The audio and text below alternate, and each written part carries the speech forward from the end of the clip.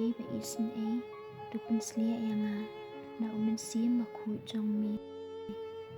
kat ba ngadang Pule ya ka ktien ka jong mi ai ba nganyo sngo ya ka sur jong mi ka ba pasyo ha ka men sim jong ai yang ka jing stan jing shampang ban sngo thu ya ka khubor ba mi ai yang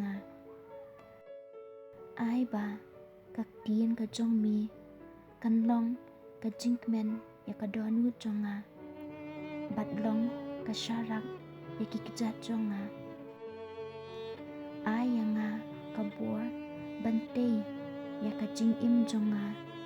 halor ka ktien jong mi tu ai ba ki e ba ro kin long hanga kat kum ka ktien jong mi pen kemen yang haba ngayo sngo ya ka ktien jong mi bat ngan ri kendong ya ka gren kutrai nga ka shakri jong mi ngasngam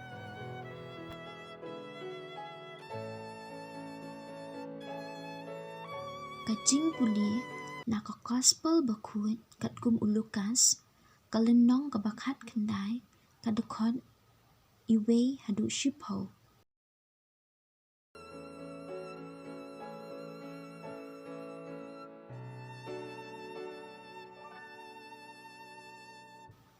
Jisu bat Zakkheus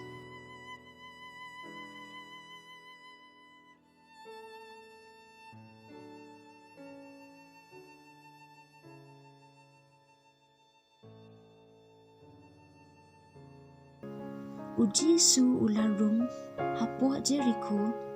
bat ulayat lingba ka shnong ladan hangta uwe ubriu ubah kyrteng Zakkheus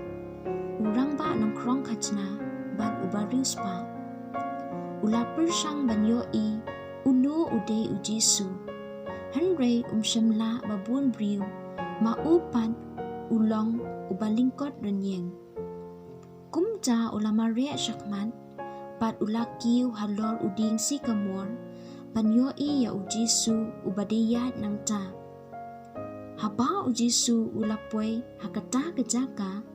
ula kmit bat ula ong ha Zakkheus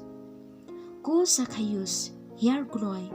ngamut bansa hayeng jongpi menta kasngi Zakkheus ula hiar pen gloi bat ula priang ya da ka jingmen ka bakraw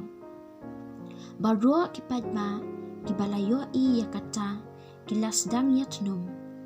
uni ubriu ula let bansa sngo ba hayeng jong kinong pop Zakkheus ula yeng hangta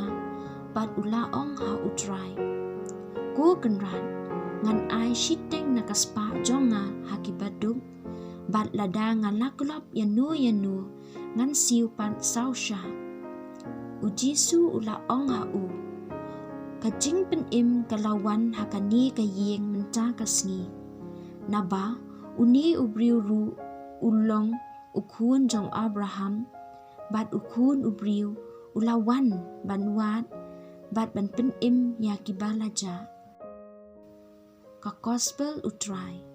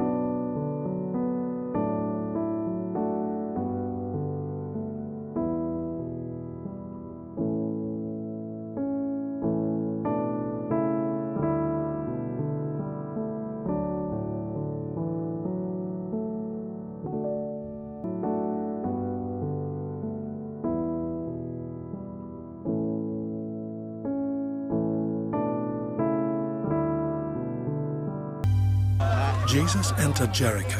and was passing through. A man was there by the name of Zakkheus. He was a chief tax collector and was wealthy. He wanted to see who Jesus was.